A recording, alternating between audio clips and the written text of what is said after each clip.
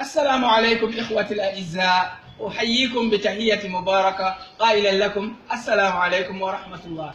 اسمي لمرانا كله. اليوم نعرفكم أدلم.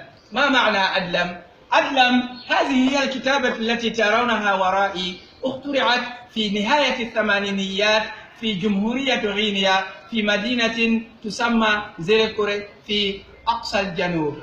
من الذي اخترعها؟ هما ولدان اسمهما عبد الله وإبراهيم. هذه الكتابة تحتوي على 28 حرفا. اليوم ندرس الثمانية الأولى، أحرف الثمانية الأولى، ألا وهي أ دا دا دا لا لا لا ما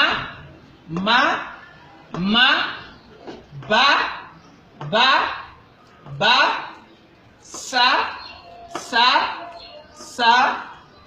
با وأخيرا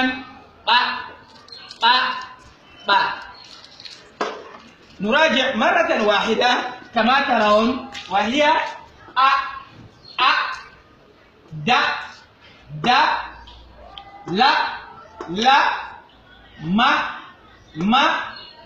با سا با. هذه هي الأحرف الثمانية الأولى. في الدروس التالي سوف نعرفكم بالباقي.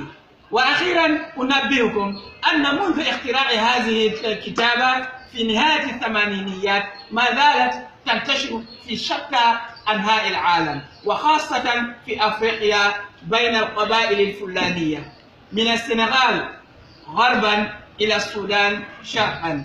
وأنبهكم أن هذه الكتابة تكتب كل كلمة في لغتنا الفلانية المشتركة. وأحييكم وأقول لكم السلام عليكم وإلى اللقاء.